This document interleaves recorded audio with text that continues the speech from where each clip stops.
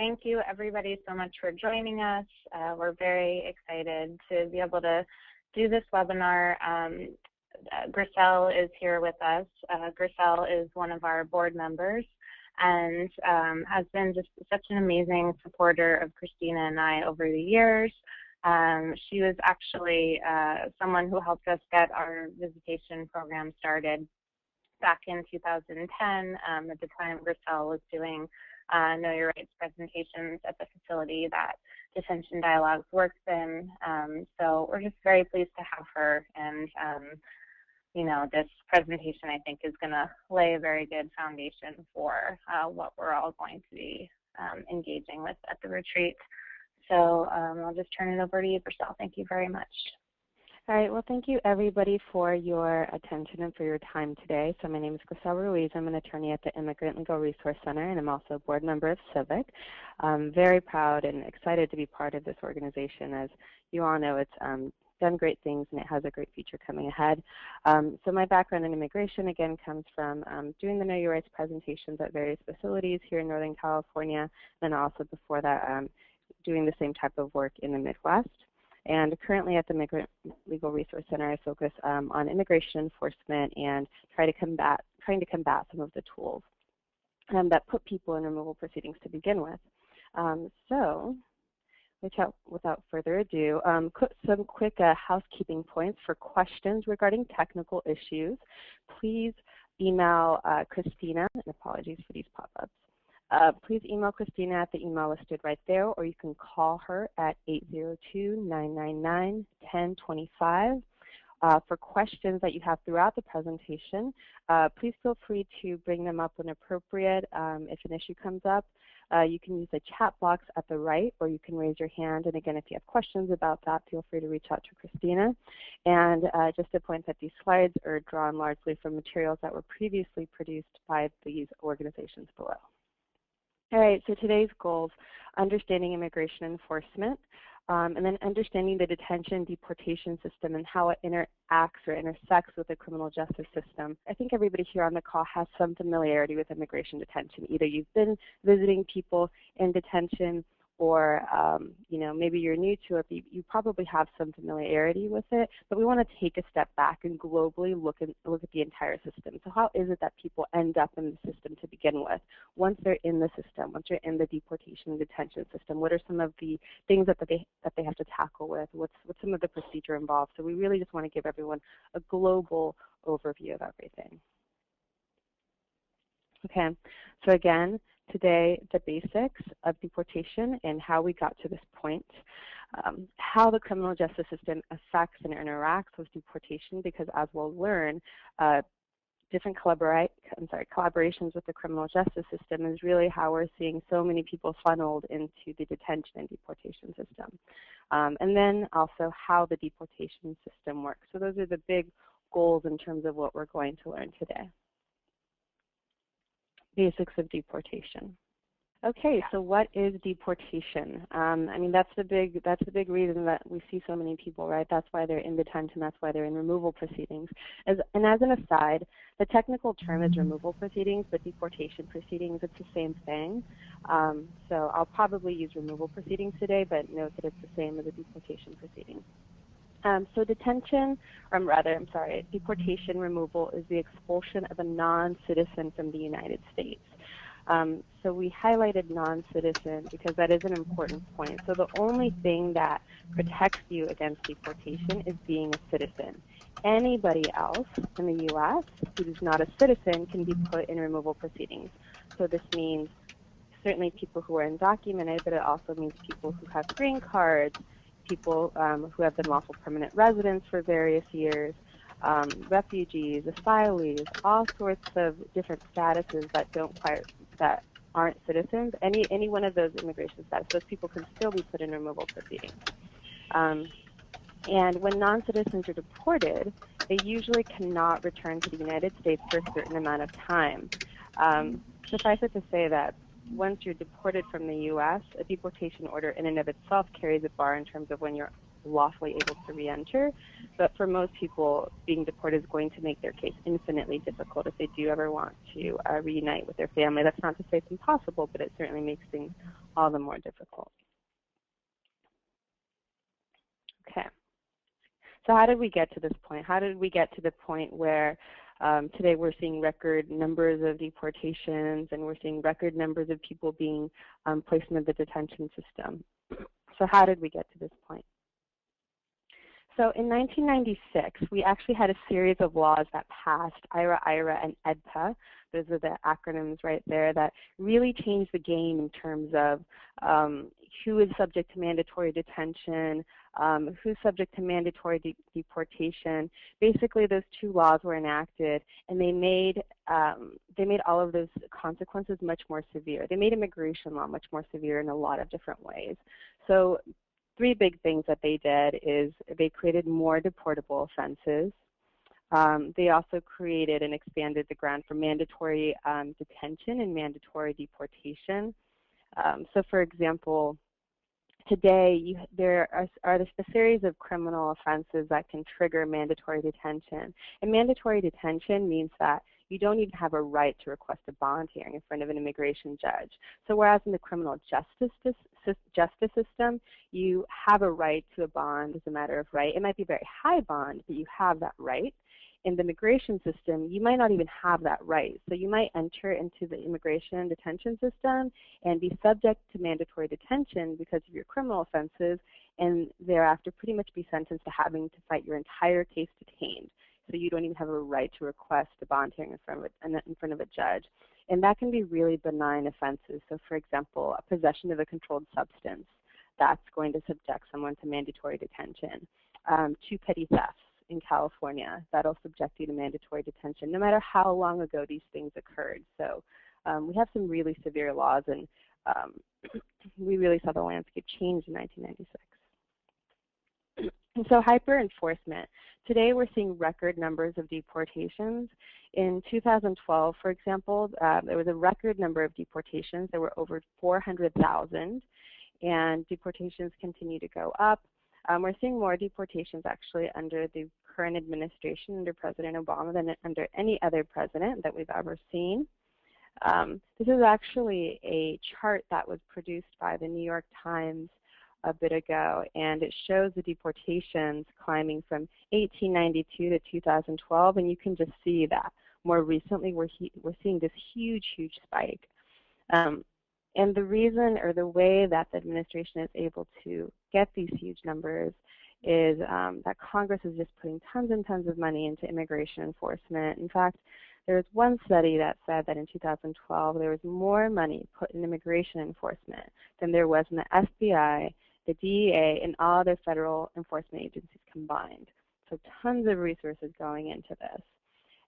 And one of the big ways that we're seeing in terms of ways to locate non-citizens is different programs that cooperate with local law enforcement. Several years ago, it was a lot of raids, home raids and employment raids, but today we're seeing more collaborations with local law enforcement. Sorry about this, guys. So we talked about this a little bit before, but who is at risk of being deported? Well, both documented and undocumented immigrants are at risk of being deported. Only U.S. citizens cannot be deported. And again, we highlight this because sometimes people think, oh, well, if you have a green card and you've been here since you were a child, and you have a U.S. citizen, a spouse, and children, there's no way that that person can be deported. But yes, the only people who are citizens, and we have a little description of some samples of who are in these two different categories. Okay, so how does immigration take our loved ones? How is it that someone ends up in immigration detention? So there are a lot of different ways that this can occur. So airports and borders, for example, if you have someone, maybe you have someone who has a green card and they have a criminal offense that makes them deportable, but immigration hasn't really caught wind of it. Let's say they travel and they come back into the U.S., and upon returning to the U.S., immigration realizes, whoa, you have a deportable offense. In terms of borders, certainly people entering in the first instance. sometimes trying to apply for immigration benefits, such as green cards or citizens.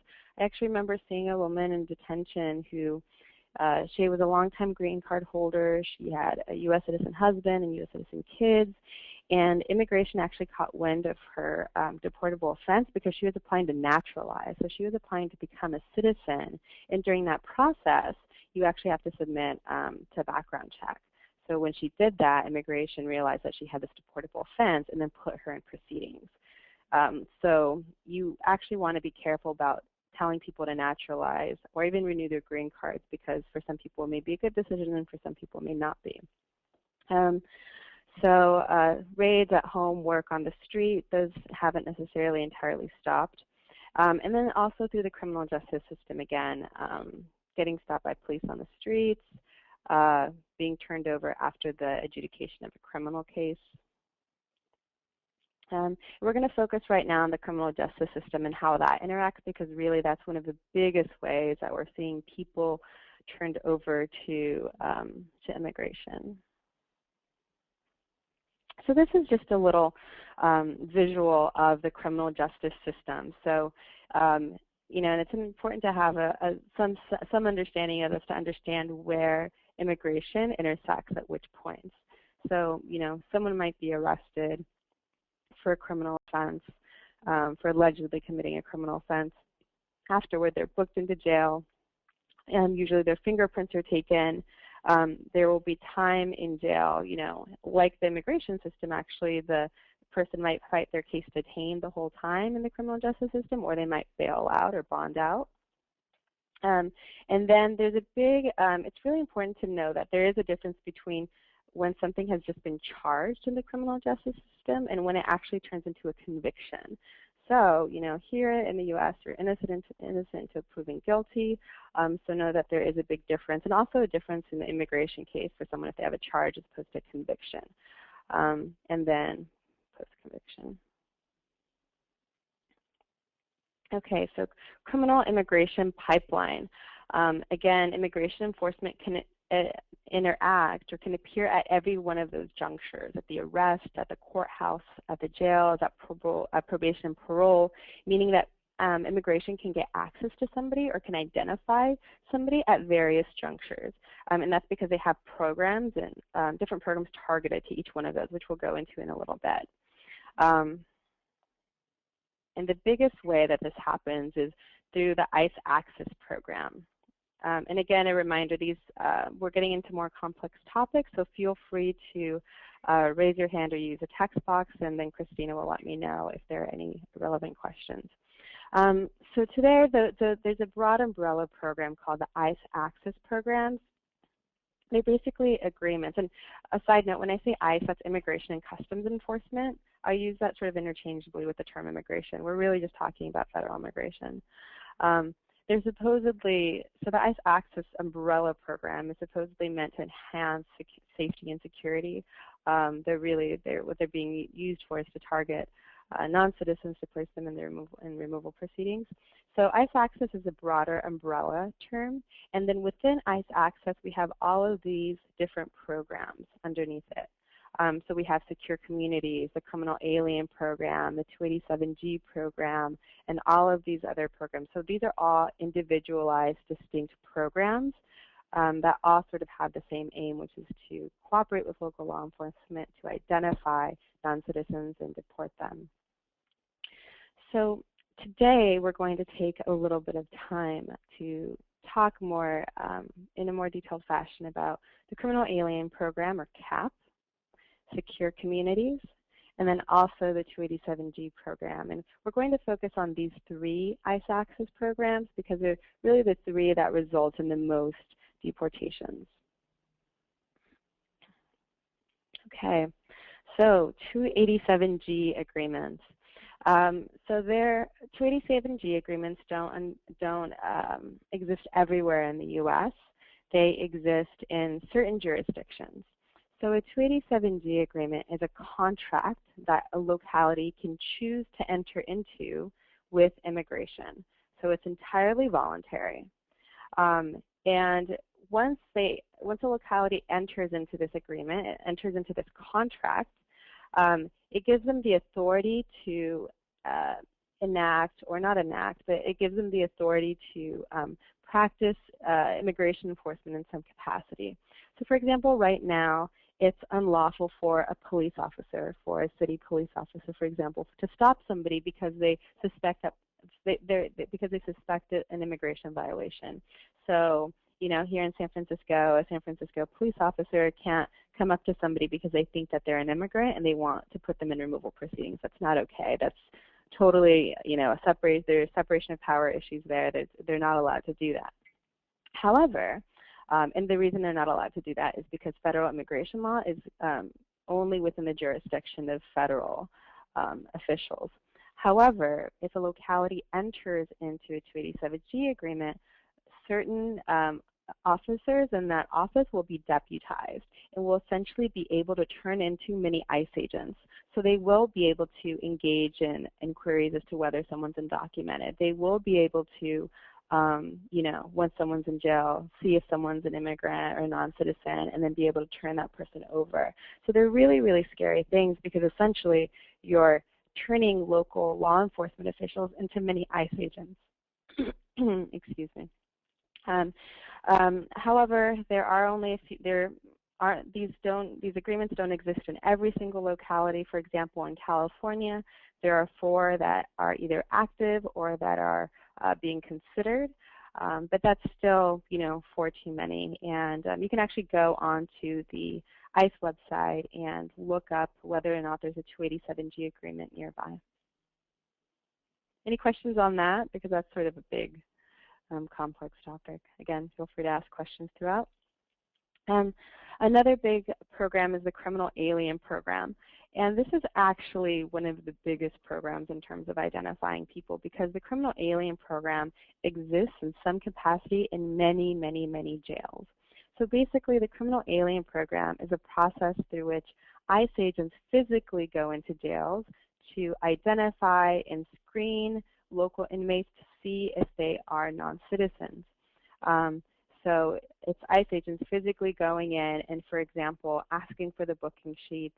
The booking sheets might indicate place of birth, and then based on those, they'll go and conduct interviews in the jails. So they go into the various jail pods, and they'll say, okay, I see that you indicated that you were born in Mexico, and then they'll start asking them more questions, and then they'll use that information to put that person in removal proceedings. So it's very, very bad, not only because in certain places it's really pushed up racial profiling, but also because these interviews are being conducted without any Miranda warnings. So what that means is that people aren't told that they have the right to remain silent, even though they do.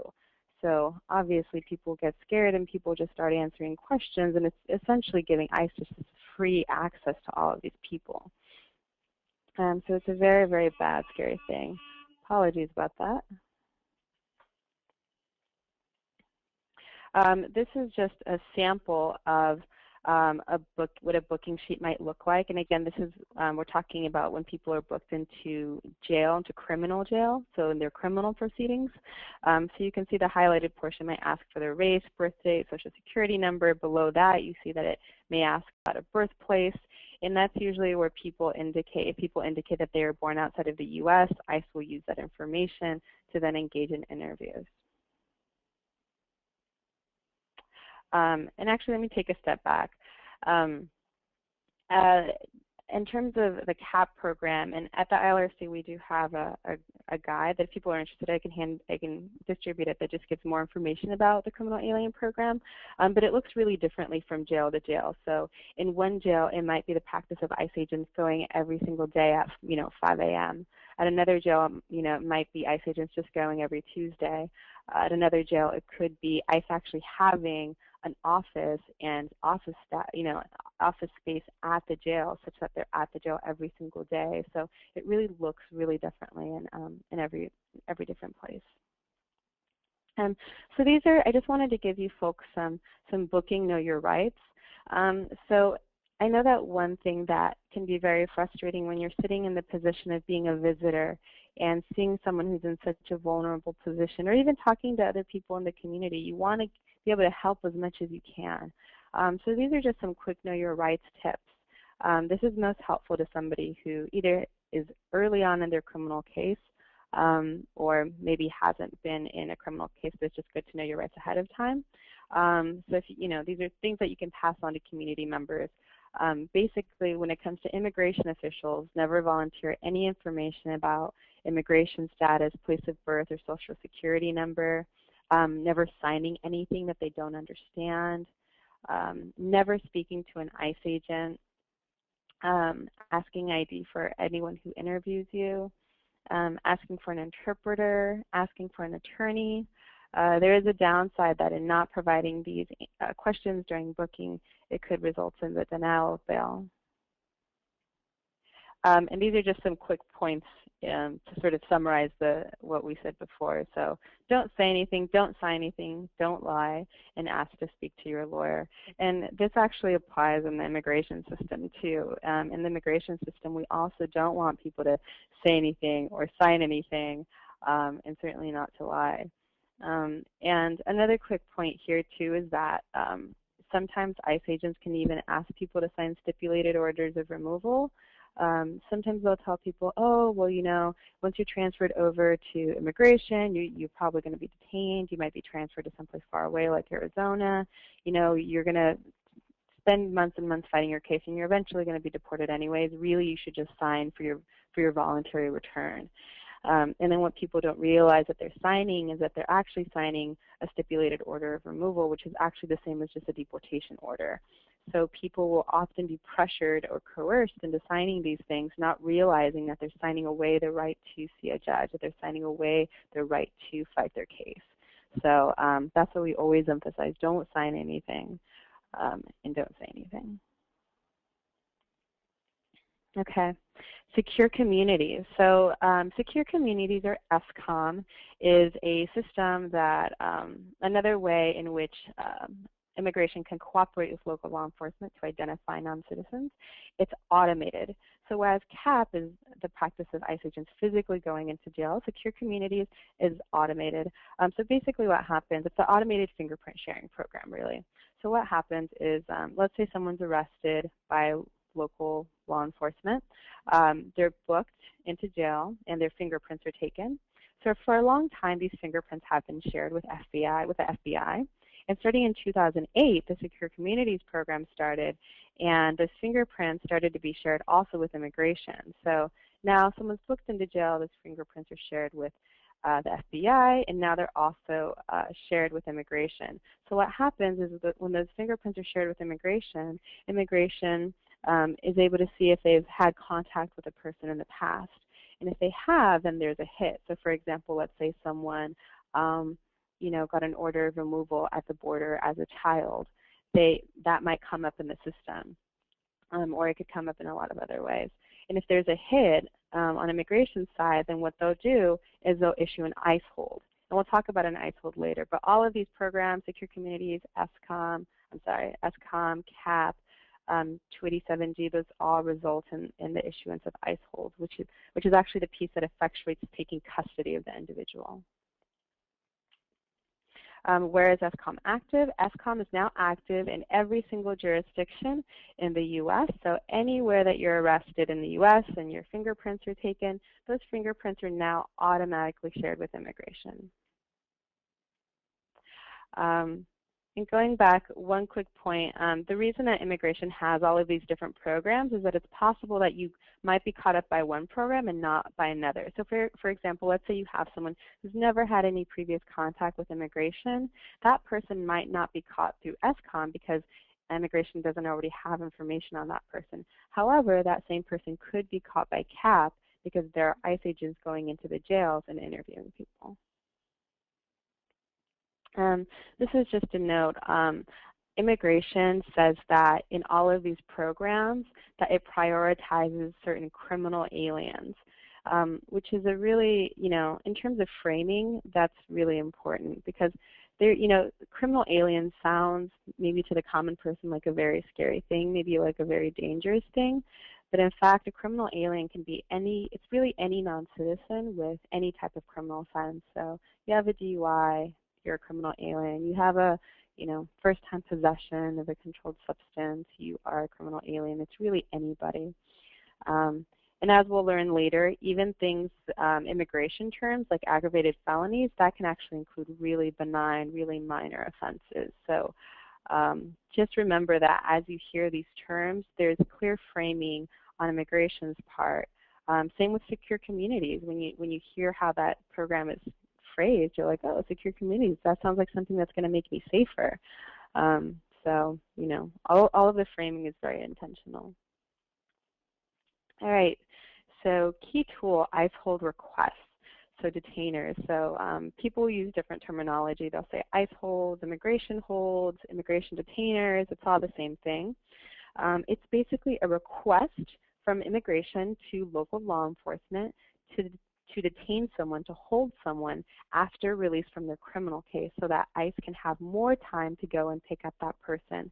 So for example, let's say ICE has identified me through one of these programs, through CAP or SCOM or 287G.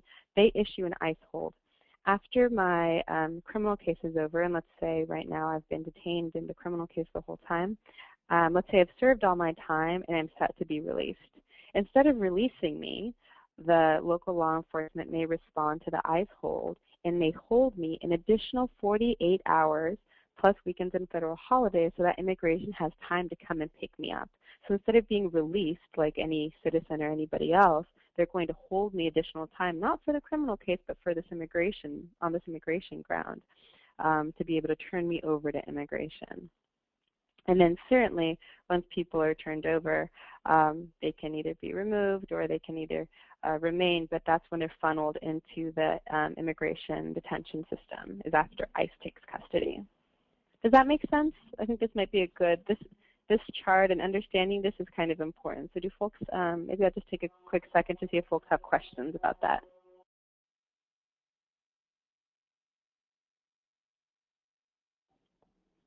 Any questions, Christina?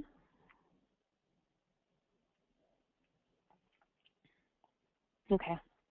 Well, feel free to continue to ask any questions throughout. All right, so again, what is an ICE hold request? It's a request from immigration to local law enforcement to hold somebody. People can only be held for 48 hours plus weekends and federal holidays. And what's really important here too is that the immigration hold, the ICE hold, is merely a request. It's not a warrant. So local law enforcement actually is under no duty to respond. It's under no duty to actually effectuate the hold and hold somebody for immigration. In fact, they could ignore all of these hold requests and they would be in total compliance with the law. Okay, this is just another visual, and I won't go through all of this in detail, but if you want to refer back, again, this is sort of a chart of the criminal justice system, and many of the ways in which immigration can interact and in which immigration can intersect and find and locate people. So again, here at the police stop arrest, police can check databases for immigration law violations. That's only in certain jurisdictions. During the booking process, secure communities can come into effect because remember, when people are booked into jail, their fingerprints are taken, and that's when secure communities is triggered because those fingerprints are shared.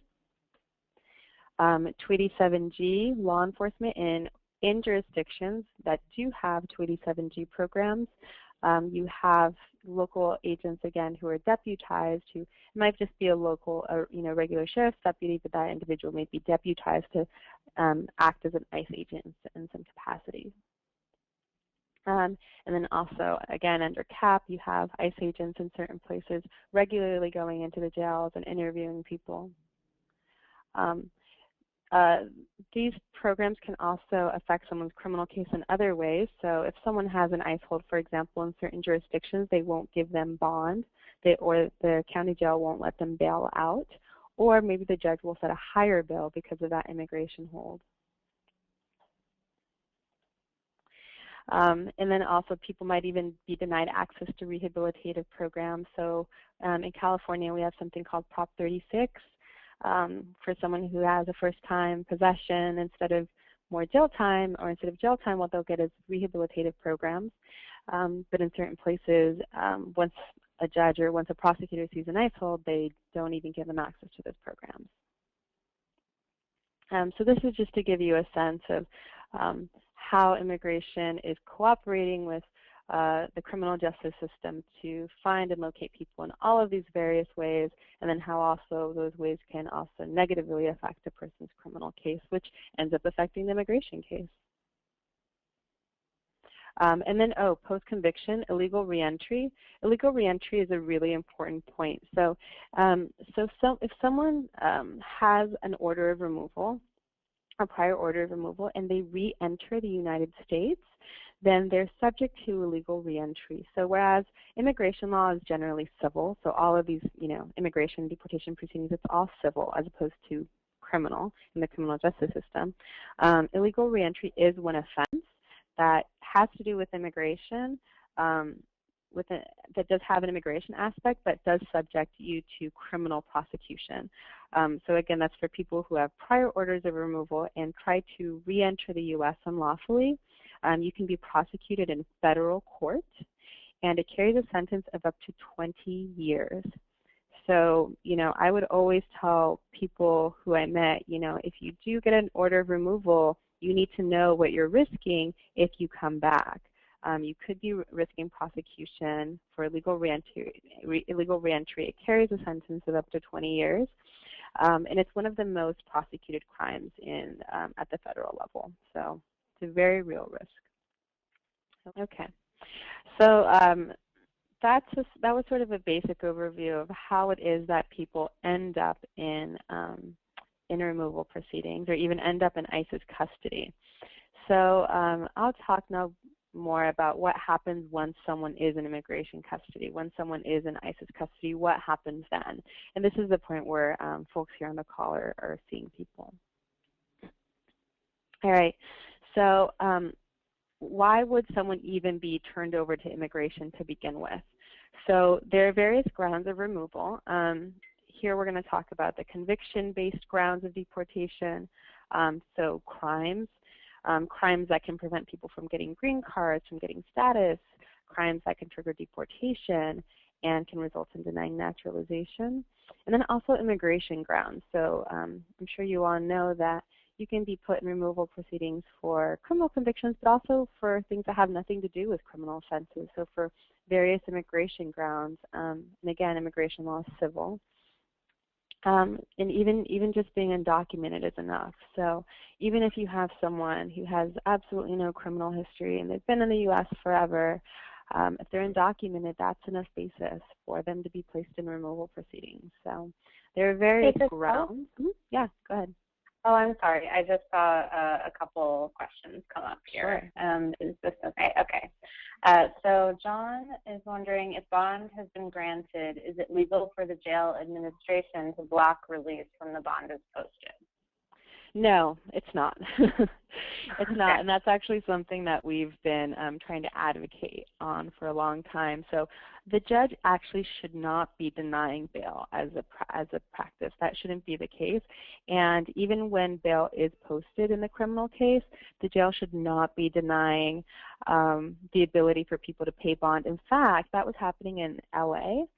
In LA, the jail was routinely saying, every single time someone would try to post a bond, if that person had an ICE hold, the jail would say, oh, well, you have an ICE hold, so we're not going to let you bond out. And they got sued. So basically, shortly after that, they changed their practice. But no, absolutely, people should be able to continue to pay bond regardless. If they're being denied that right, then that's something that you can take action on. And you can even email me if that's something that you're seeing, and we can provide some support.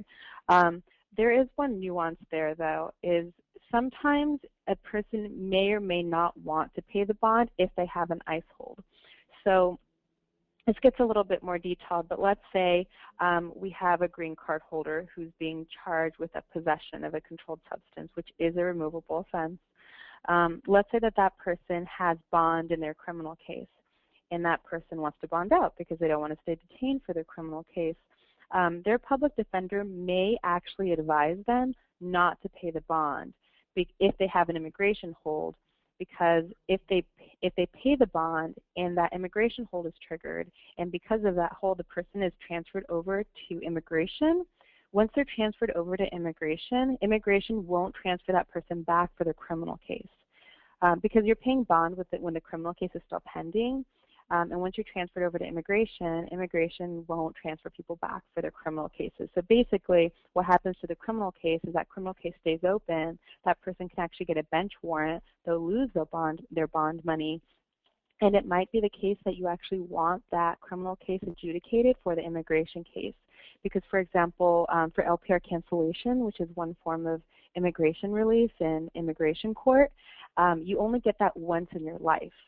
So, you know, if someone applies for it and then gets released, wins their case and gets released, but then they have this pending charge for possession, a deportable offense, then they adjudicate that case, get a conviction for that, get placed in removal proceedings a second time, and then no longer have that LPR cancellation available to them because it's only available once in the person's life. So suffice it to say that the takeaway point is whether or not, well, 2 points. Firstly, the local jail is not allowed to deny bond just because someone has an immigration hold. However, whether or not someone should pay their bond depends on whether or not they have an immigration hold, and they should really talk to their public defender. Because their public defender or an immigration attorney will be in the best position to say, oh, for you it's a good idea to pay, for you maybe it's not a good idea to pay. And I would say check with your attorney too, because in certain places, like in California, there's a statewide law that limits when immigration holds may be responded to. There's also various good laws in various local counties. So in Santa Clara County, for example, the local jail isn't allowed to honor any ICE holds at all. So you might be in an even better position and be in a county where immigration holds don't hurt the community at all, because there have been some really good local policies that have passed.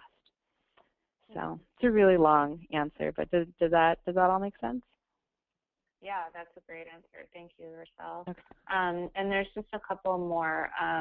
So Jan is wondering, is making reentry a federal crime part of the 1996 laws? I don't think so. I'd have to double check on that, but I actually don't think so. But I would have to confirm.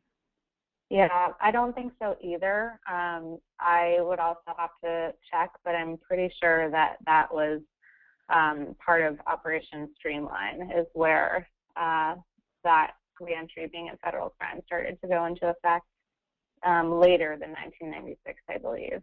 So we can double check that. Oh, and then Penny is wondering, I think you mentioned,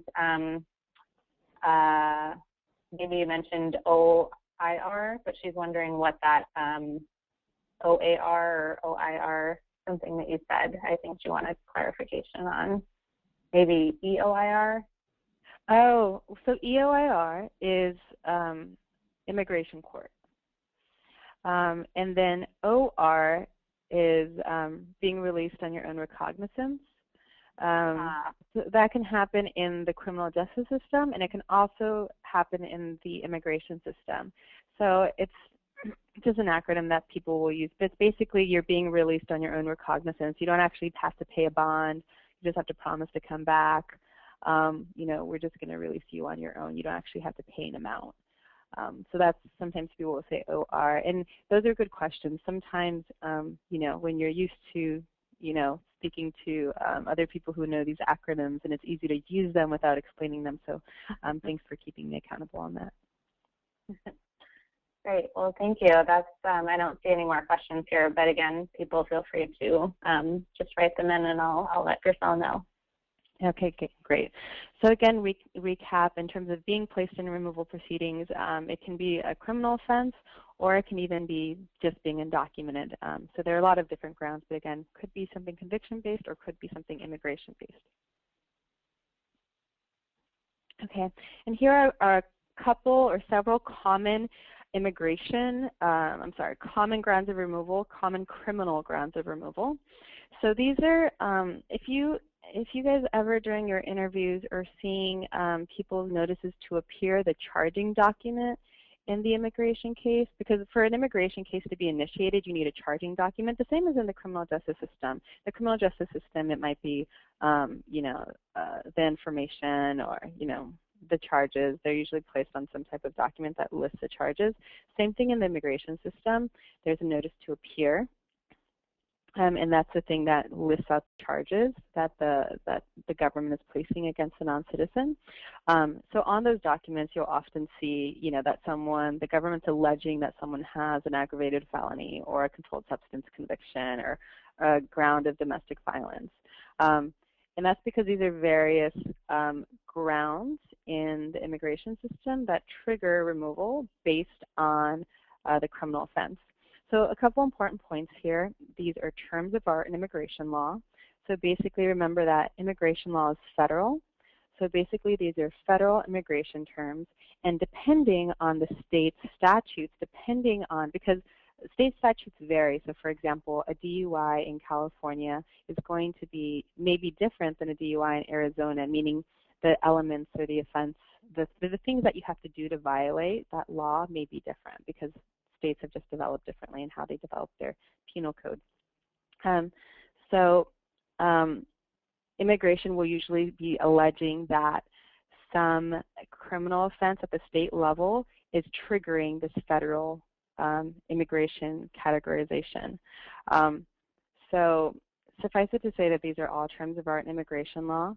I put in a little note here, never guess, always ask an immigration attorney, because you can't assume that just because something sounds bad, it's automatically going to trigger a removal ground. And also these removal grounds don't always make a lot of sense. So for example, the very worst one is an aggravated felony conviction. However, again, it's a term of art in immigration law. To actually be an aggravated felony, an offense doesn't need to be aggravated and it doesn't need to be a felony. So you have all sorts of things which are considered aggravated felonies, which actually may not seem that bad. So for example, in California, a petty theft with a sentence of a year or more is going to be an aggravated felony. And that can be something really minor. When I was working in the Midwest, I remember there was a woman who had stolen a bird cage. And she had a year or more sentence on that was, I think, partially suspended, meaning, she didn't even serve that whole time. But because of that way that offense was treated in immigration law, that stealing of a bird cage with a year or more sentence resulted in an aggravated felony for her. And again, aggravated felony is the absolute worst thing that you can get because it triggers removal proceedings, it triggers mandatory detention, and for most people, it's going to remove all forms of relief in their immigration case. It's really, really bad. And again, it can be triggered by things that might be really benign or really minor in the state criminal case. Crimes of moral turpitude, that's another immigration ground that you'll see a lot. One conviction may trigger removal depending on when it happened.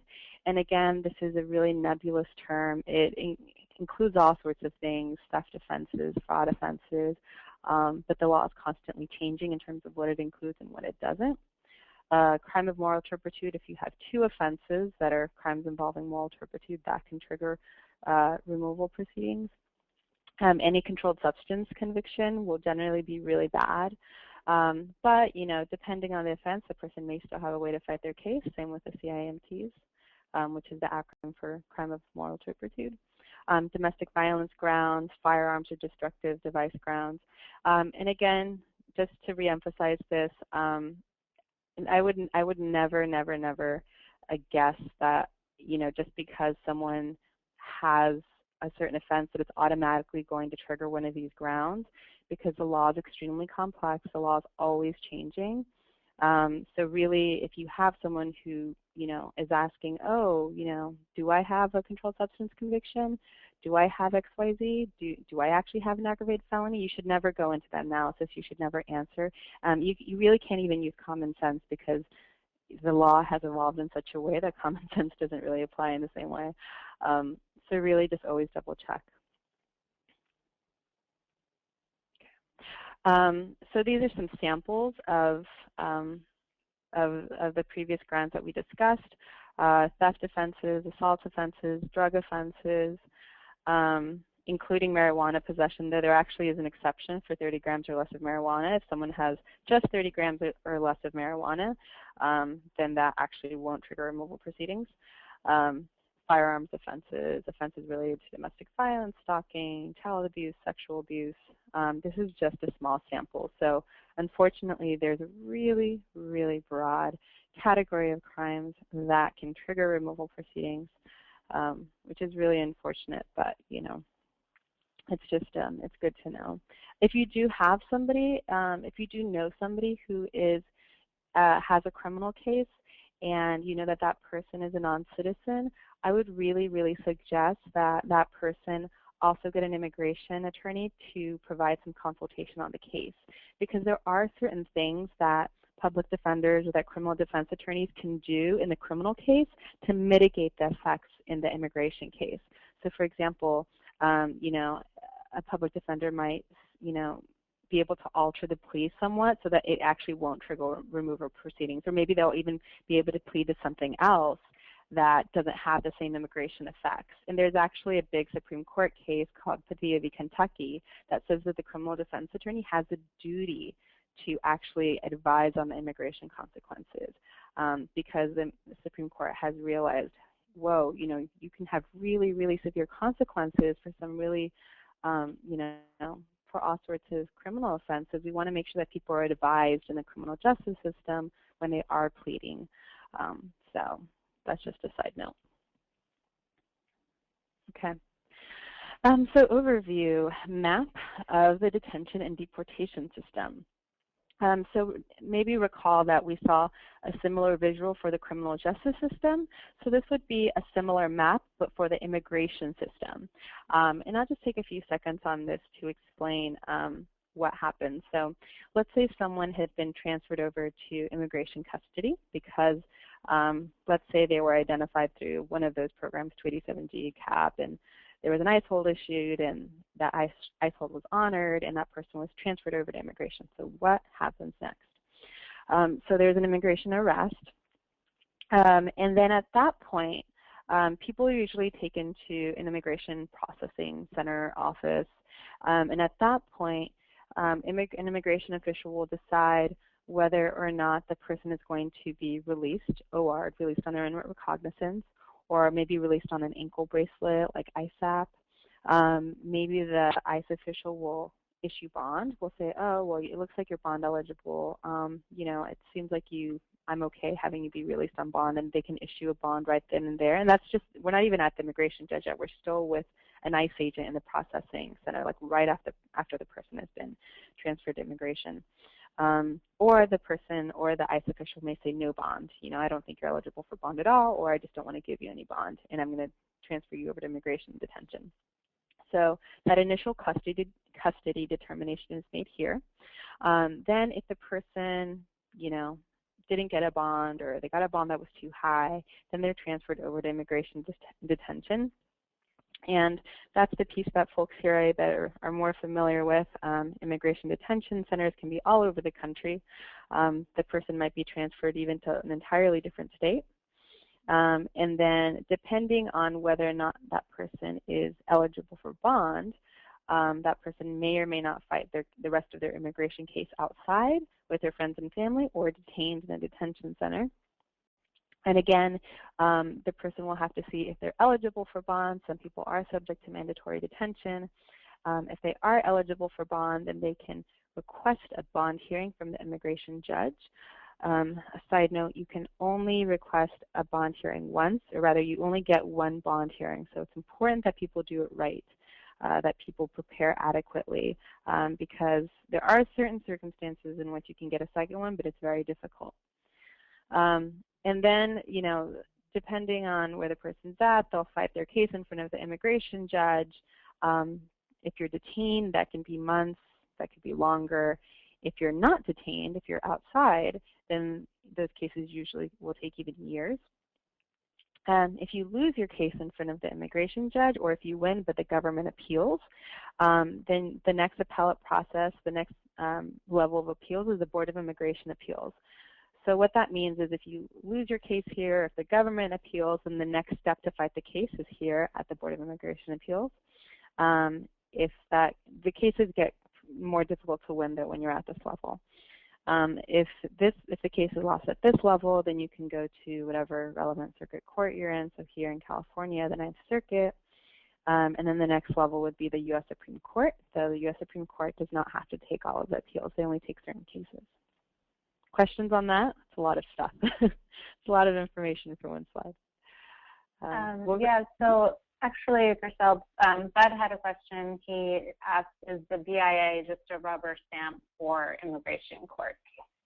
Yeah, is the BIA a rubber stamp? That's a really good question, and I can definitely see how people would get that impression. So no, not necessarily, but it is really, really difficult to, it becomes progressively more difficult to win at higher stages, and that's because of a lot of reasons. So I'll pull one example. So let's say that the immigration judge denied an LPR cancellation case because as a matter of discretion, the judge just didn't think that the non-citizen deserved to remain here in the U.S. So for LPR cancellation, that's a special form of relief for people who have green cards.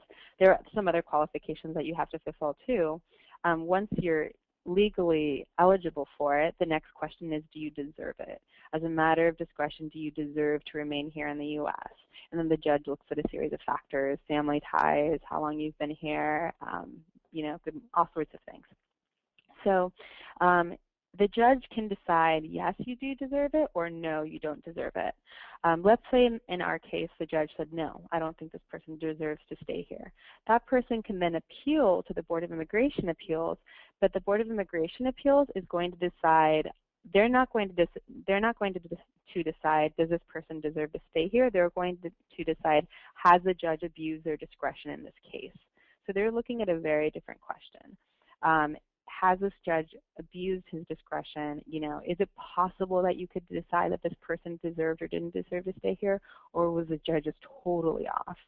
So that means that there's a much lower standard. You're going to need a judge who just totally went off the walls and, was just totally out of the realm of what's reasonable. But, if it was a case that, yeah, arguably it could have gone either way, or, it just provides a much lower standard because they're looking at a more limited question. And then also at the BIA, you're not allowed to introduce new evidence in the same way, so it just becomes way more difficult. So yeah, it becomes really, really hard to win those cases in front of the Board of Immigration Appeals. Yeah, and just to follow up a question, so like at the BIA level, there is no appearing before the judge. It's just a decision that is by mail, right, Grissel, is that correct? Correct, yeah. So whereas you have immigration courts all over the country, you just have one Board of Immigration Appeals, one BIA, that's the acronym, and it's on the East Coast, and it's all written by hand, or it's all, written correspondence. You're not physically appearing before the judges. So, and the same thing with the Ninth Circuit and Supreme Court, there actually is oral argument, and so there also at the Ninth Circuit there can be, but yeah, the Board of Immigration Appeals, it's all going to be just written correspondence. And an important note for people, for people who do want to fight their case and keep appealing to the Board of Immigration Appeals, you have to reserve that right at the hearing. So, at the final hearing, if the judge orders someone removed, the judge will ask if someone wants to reserve the right to appeal. So they have to reserve that right to appeal right then and there, because if they don't, then they could be removed the very next day. So if someone wanted to continue fighting their case after the immigration judge, after the IJ, then they would say that they wanted to reserve appeal, and then they have 30 days to decide whether or not they actually want to appeal.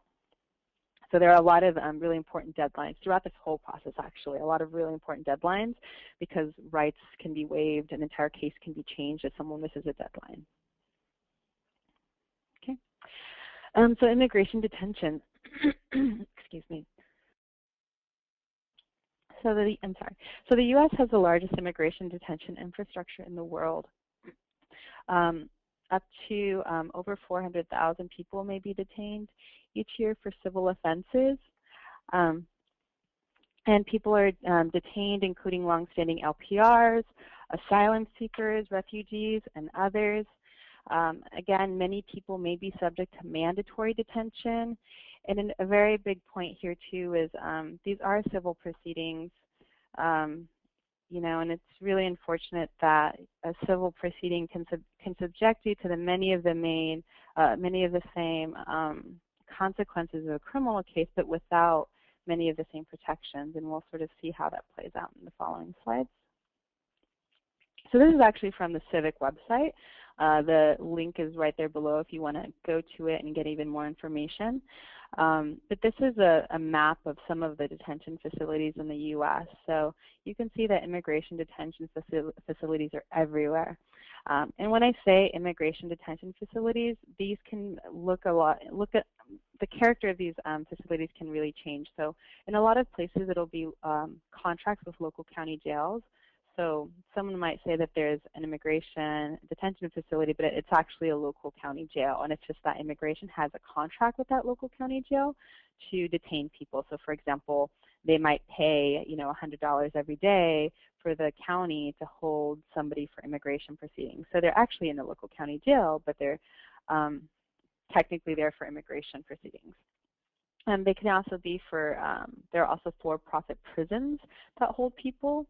And there are some facilities that are just run by the government. So there are all sorts of different facilities. In total, there's a daily capacity of 34,000 beds. So who profits? So what's the incentive behind detaining all of these people? So ICE spends $1.77 billion, or spent $1.77 billion in custody operations in 2010 alone. In 2012, detention cost taxpayers over $1.9 billion per year. And then for 2014, Congress funded immigration detention at $5.6 million per day to fulfill the congressional mandated bed quota of 34,000 people detained on a given day. So there's a lot of money going into this system. And then I didn't go into it in this slide, but there are also a lot of lobby interests, right? So there are also people lobbying for more detention, for more custody. So there are definitely people who are profiting from this system, so profiting from people being incarcerated for these civil proceedings. Conditions in detention. I'm actually going through this. I'm just going to go through two big detention condition issues, medical and legal. Though I'm sure as you folks see on a regular basis, there are many, many more, you know, adequate legal resources, just getting treated badly by the guards, all sorts of things. And this certainly affects a person's immigration case because someone might not want to fight their immigration case or might not want to stay in custody longer if they're being treated so badly. Some people, you know, I'm sure you guys have seen this, but I remember seeing people all the time who just said, you know what, I just can't take this anymore. I would rather just, you know, lose my case and leave just because I can't take being detained in this system anymore. So medical conditions in detention. The most vulnerable immigrants, the physically sick and the mentally ill, have been denied proper treatment and have suffered abuse. There have been various immigrant deaths in 2003, since 2003, and actually there might be even more than this. But there have been many, many, many deaths in immigration detention. There are tons of articles too about it. There is an investigative report done by the Washington Post in 2008 that found that 30 detained immigrants had died under questionable circumstances. And then also being transferred from one facility to another. So again, just because you know, your friends and family are in San Francisco, and because you were transferred to immigration in San Francisco doesn't mean that you'll be detained around here. You could be detained in Arizona, across the country, anywhere else.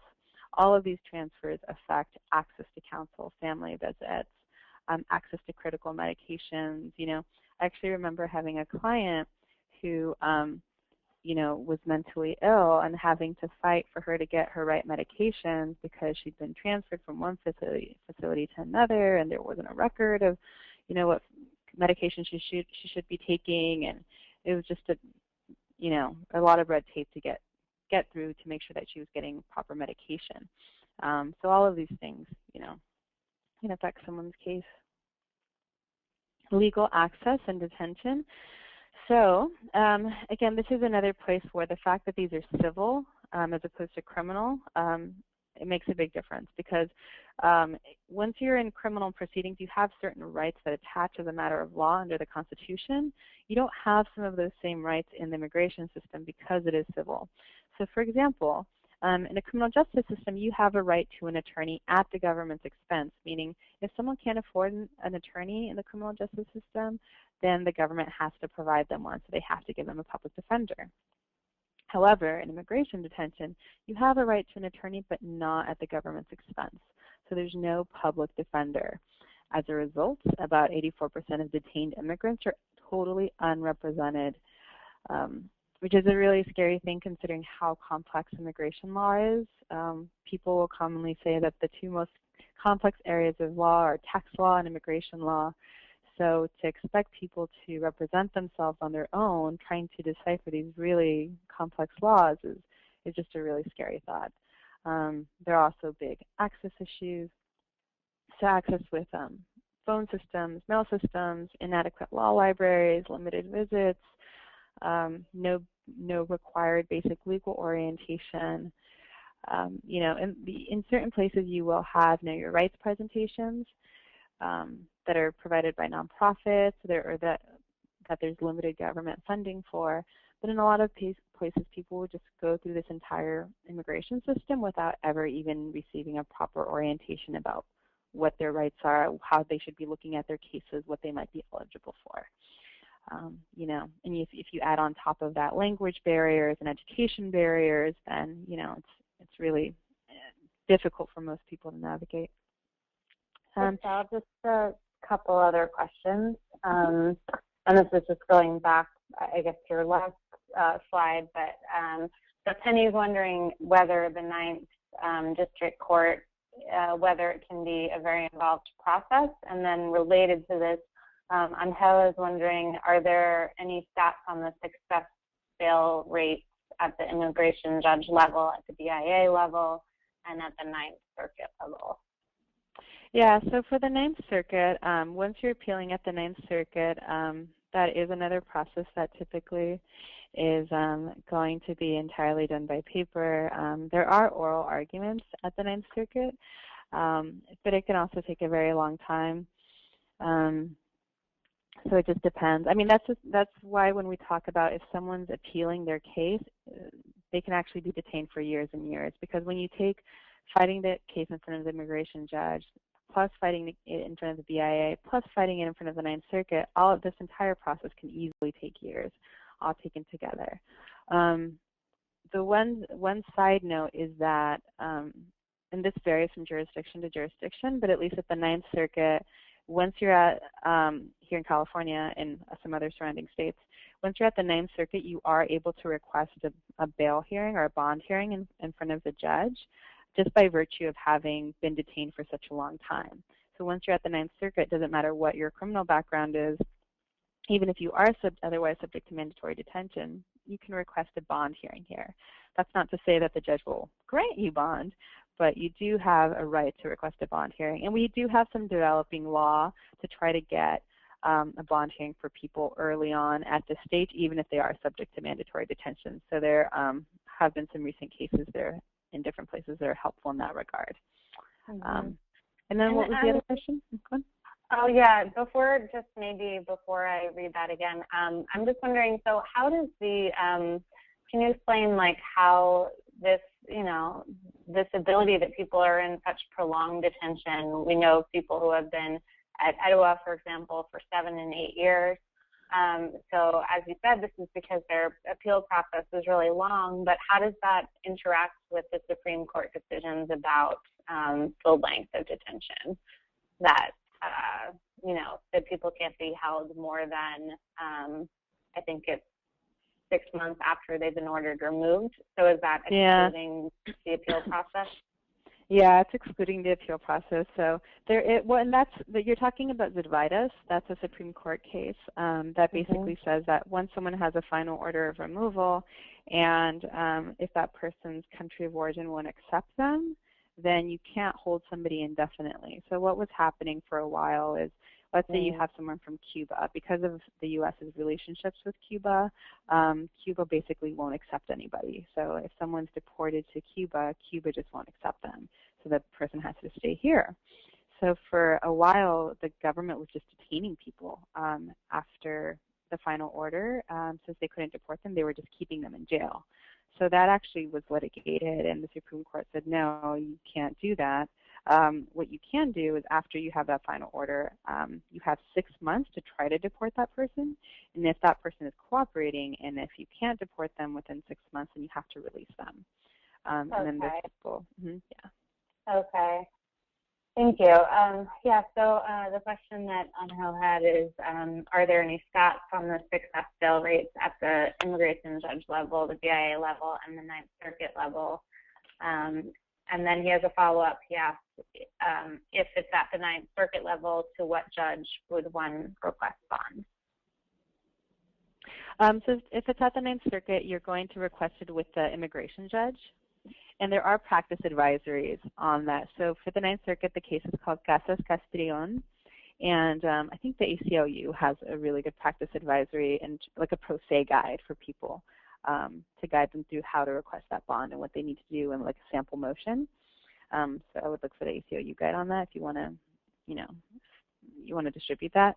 And then in terms of judges or approval rates, there actually have been some rates published for individual judges, like what's the approval rate for asylum for this judge in 2010.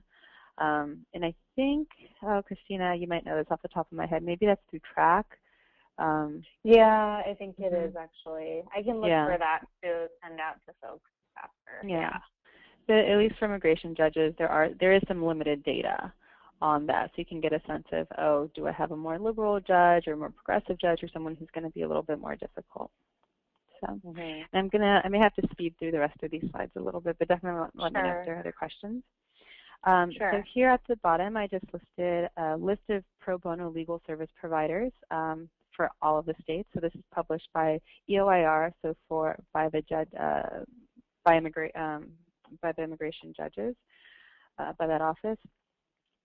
If you do want a list of legal service providers in an area near you, I think that was just updated this year.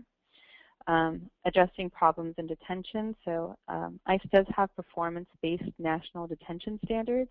So there is supposed to be some national standard to which dictating how everyone should be treated, at least at a base level. But the problem here is that these are just guidelines. They're not law. It's not code.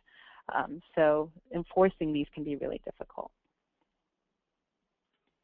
Okay, and how to find someone picked up by immigration detention.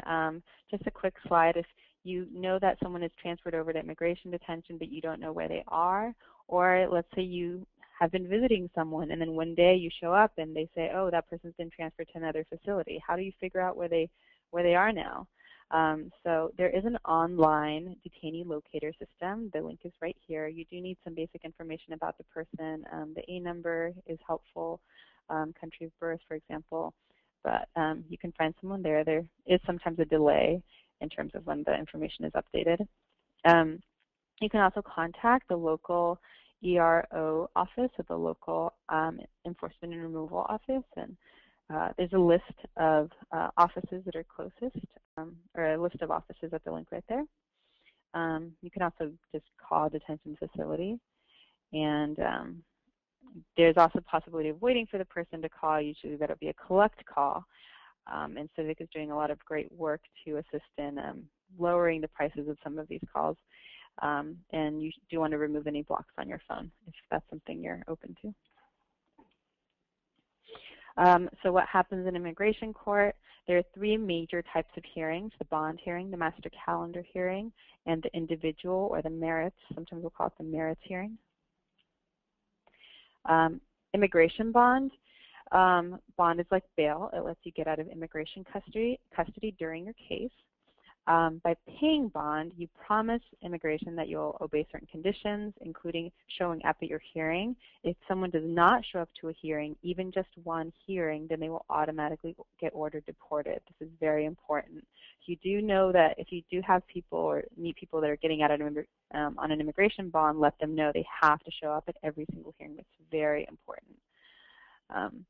Deportation officers and immigration judges can offer bonds. So again, that custody determination can happen right when you're transferred over by a deportation officer, and then also again at an immigration judge.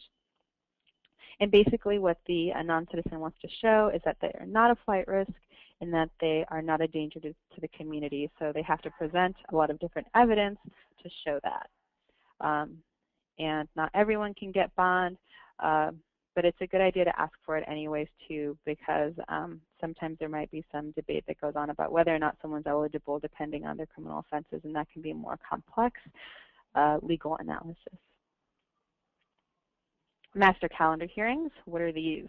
They're short immigration hearings. People might have several of them, and they serve a lot of different purposes. A lot of different things can happen during the master calendar hearing. It can let the immigration judge be a place where you let the immigration judge know what you want to do with your immigration case. For example, identify what you want to apply for, whether you want to apply for asylum, or maybe apply for a U visa, maybe apply for LPR cancellation. It also is used to set up schedules to file applications for the court. You can also use them to ask for more time to find a lawyer. So, you know, especially early on in a case, if it's maybe your first or second master calendar especially, the judge should pretty easily give somebody more time to find an attorney. Also, people can actually ask to be deported at those hearings if they're absolutely certain that they don't want to fight their case and that they want to be removed. Individual merits hearings. This is the final hearing. It's basically where the immigration judge, it's basically, if we were in a criminal case, it would be like the trial. So it's the point where all of the evidence is being presented for the specific type of relief that you're applying for. So for example, if it's an LPR cancellation case, again, we remember that in that case, after it's been established that you're eligible, then the judge decides if you deserve, as a matter of discretion, to remain here in the U.S. So at the merits case, the non-citizen would present evidence on their family ties. They might have their family members testify on their behalf. They themselves would probably testify. So that's sort of the presentation of all of the evidence, and that's where the judge typically decides, either right then and there, sometimes a little bit later, how they're going to rule on the case. So that's a very, very big case, or a very, very important hearing. So how do people even fight their immigration cases? So there are a lot of different ways that people can fight immigration cases, but it tends to be very, very individualized. So I couldn't tell you that, oh yes, everybody's going to be eligible for asylum, U visas, and LPR cancellation. That's just not the case. Every one of those, and there are more, every one of those has their own qualifications. So you know, someone would really want to talk to, ideally, an immigration attorney to see what options they may have in their case. Hey, Gricel? Yeah.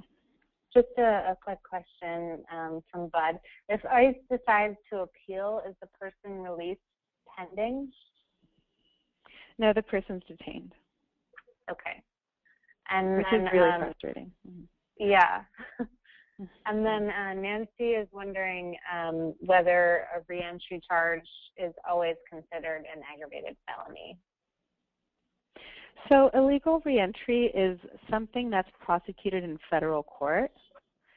So we're not even talking about immigration court at that point. We're actually talking about federal criminal court. So it's actually in a totally different system. Okay. Yeah. Thank you. I'm sorry about this pop-up, guys. All right, so again, fighting your immigration case can be very case-specific. And as visitors, if you yourself are not an attorney, then I would really never do this analysis for anybody, because you don't want to engage in the unlawful practice. And it really, you know, if you're making that assessment, then that's really a legal assessment. Prosecutorial discretion is something that's a possibility for people. It's basically just asking the government in their discretion if they'll drop the case. It doesn't happen often, but it is possible, and there is a memo that Immigration released several years ago saying that they should start doing this in a more intentional way. In practice, we've seen it in a very small percentage of cases. Deferred action for childhood arrivals is the Obama program for Dreamers. It does not provide status, but it does give someone some security that they won't be deported and gives people work authorization. So some takeaways: problems with relief, it can be very limited. You know, if you don't have an attorney, it can be all the more difficult to even identify what you're eligible for, let alone to present your case. And then aggravated felonies are bars for almost everything, but not U visas actually. You can actually still get a U visa even if you have an aggravated felony. So again, going back to our chart, deadlines matter. So these are the different deadlines that you have to appeal to the next level. You may have to reserve your right to appeal. And just suffice it to say that deadlines are really important. You know, cases can be lost if someone misses the deadline, and it can be really difficult, depending on the deadline, to try to make up for that. It's not impossible. Organizing. And maybe I'll breeze through these a little bit. These are just the last few slides. This is just a point on organizing. So one thing you may ask yourself is, you know, what can I do? How can I help to make the system more just, you know, now that you're sort of seeing all of these abuses straight on. And different things that community members can do is engage in advocacy, engage in organizing. You know, so if you think of all of the marches that happened in the past year, or there are a lot of local campaigns that are pushing for better local policies. Those are different ways that you can participate and help make a difference, aside from the individual advocacy that can happen for an individual. So we always want to push for reform that protects the human rights of all families. And we say all families because sometimes people will say, oh, well, immigrants aren't criminals, or some of us, you know, we're not all criminals, we're also hardworking people. You really want to stay away from that type of language, because then that creates a system where some people are deserving and some people are not. And, you know, just because someone has a criminal offense doesn't mean that they're categorically bad. I'm sure you have all seen many people in detention who have criminal offenses. People make mistakes, and people can get better. People can rehabilitate. And even if someone has made a mistake, you know, they might still have, you know, friends and family and, you know, other reasons that, you know, people aren't you know, categorically good or bad. So we always want to keep away from that divisive language. And those are some other points that we want to push for in reform. These are just some different points that local campaigns that fight back on immigration enforcement will focus on. And these efforts have actually worked. So here in California, for example, we have something called the California Trust Act that limits the way in which local law enforcement can cooperate with federal immigration officials, specifically through ICE holds. So, and, you know, this is a law that is now in effect here in California. It was signed into law by our governor last October and is currently law in every county. And it was really something that was pushed through by organizers and community members, and really just the community. So, you know, these types of reforms can work and can happen. In San Francisco, we passed here an even better law. Here, you know, most non-citizens who enter into the criminal justice system here in San Francisco will not be turned over to immigration. So we have a really protective law here. There are a couple circumstances in which they will be turned over, but they're really, really limited. So, you know, there are things that you can do, getting tapped into local networks and whatnot. I don't know if maybe we can touch on that in the retreat as well, but there are definitely other things that you can do to fight back on some of the things that we've covered today. So thank you, and happy to take any remaining questions right now. Okay, Angel is wondering, what can we do in Orange County to mimic SF policies? Yeah, so how can we push for local reform in Orange County? So in Orange County, I'll have to go back and see what advocates are working on those issues, but all over California there are different coalitions, different groups, and all over the U.S., honestly, because we also have some really good policies coming out of Chicago, New Orleans, D.C. There are usually coalitions that have come together to work on these issues, and every single coalition I've ever been a part of is always welcomes people, always welcomes more help. They tend to be really inclusive groups. In Orange County, I'll have to double check to see who they're working on those issues. But locally, some of the things that you can do are, request meetings with the sheriff, request meetings with city council people or people on the board of supervisors, educate people. A lot of times these elected officials have no idea that this is how the system even works, or have no idea the effects that deportation has on family members and on the community. So education is a big piece of it. And then, working with other advocates to push for policy. So if you like, you can email me separately, and I can connect you with local advocates in Orange County. Great. Yeah. Thank you. And this is an interesting question. Jan is wondering, she says, we've noticed that sometimes when people ask to have their bond lowered, it actually gets raised. Have you noticed that? Yeah, it can absolutely happen. So you can only request bond, you only get one bond hearing, but sometimes someone might already have a bond amount set by the ICE agent when they were first taken into ICE custody. It's possible that the ICE agent could have said, oh, I'm giving you a $5,000 bond. You do always run the risk that when you ask for a bond hearing in front of an immigration judge, that the judge could take away bond or raise it. So, it's not necessarily advisable for every single person. What I would always say, if it seemed like a bond that was payable, I would say pay it if you can. Sometimes there are more considerations if that person needs that money to pay for an immigration attorney too, but if you have a bond, well, then the lowest possible bond that the judge can set is $1,500, I want to say. So if it's already a relatively low bond, then it might behoove the person just to try to pay it as soon as possible. But yes, it's certainly possible for the judge to take it away entirely or raise it. Mm-hmm. Thank you. Mm-hmm. Great. Well, I don't see other questions. Thank you so much, Grisel. We're so appreciative. This has been really great. Thank you. Yeah, thanks so much for everyone's attention. I hope everyone has a great day, and I look forward to meeting everybody in several weeks. Great. Yeah, we'll see everyone at the retreat. And if any folks have further questions, just feel free to send them offline, and we can get them answered. Thank you, everyone.